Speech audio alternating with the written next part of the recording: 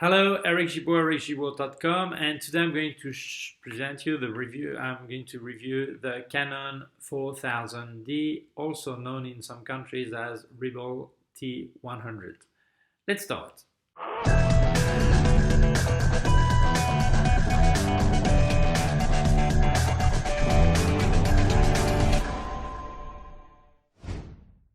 First of all, thank you to Photosura, it's written here, the website, photosura.com, who lends me the material, so the gear, so I can test it.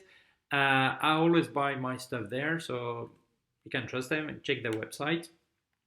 And thank you mainly I thank them that they let me tell anything I want about the gear I test. If I like it, if I don't like it, I can tell it. Okay, so please subscribe to my YouTube channel, youtube.com/ericgimbal, my website, ericgimbal.com. If you have any question, you can send me an email to info@ericgimbal.com.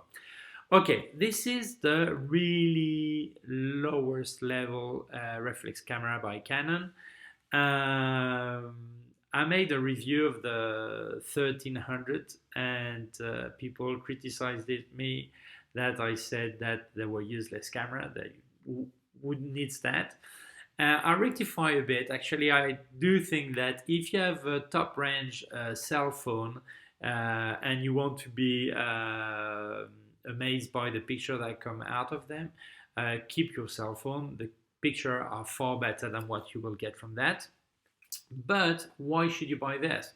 If you want to learn how to make picture, how to use manual exposure and or aperture priority or speed priority, then that's a good tool to start.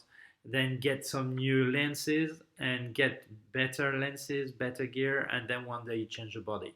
Okay, so if your idea of photography is learning how to make pictures, that's the way. If your idea is just not bother, don't worry, use preset filters or less, then your cell phone or most compact camera will do a better job. So why could you buy this? Well, also to learn how to develop RAW files and that kind of things. Things you would not do with some compact camera, with some telephone. So you have a touchscreen, it's fixed, you cannot move it, 18 megapixels, 9 autofocus spot, which is really little for many people, but I only use one, although my camera have many more than 9. So it all depends what you want to do. The ISO up to 3200. The lens kit is a very basic lens kit. It's not stabilized, neither the body, neither the lens. As I'm showing you a video right now, so it's quite shaky. I also show you some picture as I speak. I did the review at the same time as I did the review of the 800D. I made the picture at the same time, so very similar pictures, so you can compare. I do think the 800D is a lot better option, but if you cannot afford this, the 800, this is a way to start. If you want to create and learn how to make pictures, if you want something fully automatic, this is not the camera, because there are very few preset, not many filters. So I think it's a good camera to start how to use it with manual mode. So you learn really how to make mistakes and errors and learn and better. Okay, so if you buy this, what should you buy also? I would recommend you buy an extra lens, a 50mm 1.8, that would be okay for portraits. And then if you can afford it, change this lens kit for a 1750mm 2.8 by Canon or by Tamron. They're a lot better, a lot more luminous, a lot sharper. So you will be able to have better picture result. Not better picture on your side, because if you're a bad photographer, the picture will stay bad, but sharper picture, more luminous, more situation where you can make the picture. I tried this in very low light and it was impossible to focus. I had to do a manual focus, okay?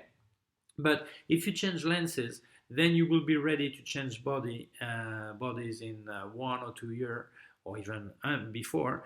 But you will start to learn and get some gear so that you will be able to use it in your next Canon camera. Obviously, if you buy for Canon, you need your next camera will need to be a Canon too. Okay. What did one thing I really didn't like is that this switch, this wheel, it's for switching on, but also to access the other set, the other preset. So or the mode. So it means that every time you want to switch it off, you have to turn it again. You don't have a separate switch for switching on, switching off. So I didn't like that. Okay. As a basic, very basic camera, that's okay. But keep in mind, this is really basic. If you expect some really flashy pictures out of this, you will not get them. Okay. You will have to do some serious post-processing, but it's a way of learning. If you want sharp picture, you have to change lens. This lens is not sharp at all. If you want to do very low light picture, you will have a lot of problem focusing.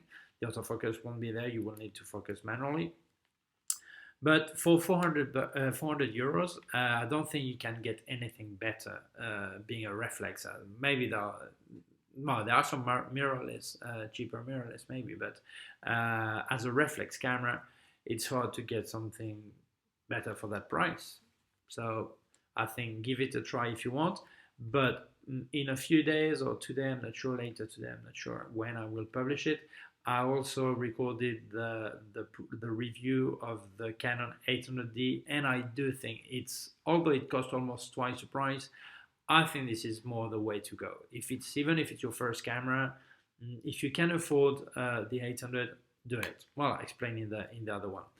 But if you can't afford it, don't worry. The best camera is the camera you own, because this is the one you know. So if you get this one, learn the pros and cons, know by perfectly its limits, and this way you'll be able to make better picture, and also you'll be a better photographer. You'll be a better photographer than if you just use a cell phone, believe me, even with this very basic camera. Okay, thank you for watching this short video. Thank you to Photosula for lending me the camera. Please subscribe to my YouTube channel, youtube.com/ericgibaud, my website, ericgibaud.com. If you have any question, you can send me an email to info@ericgibaud.com. And my facebook.com/ericgibaud photo, Instagram, Gibaud, Twitter, ericgibaud, and I think that's it. Okay. Thank you very much. Bye.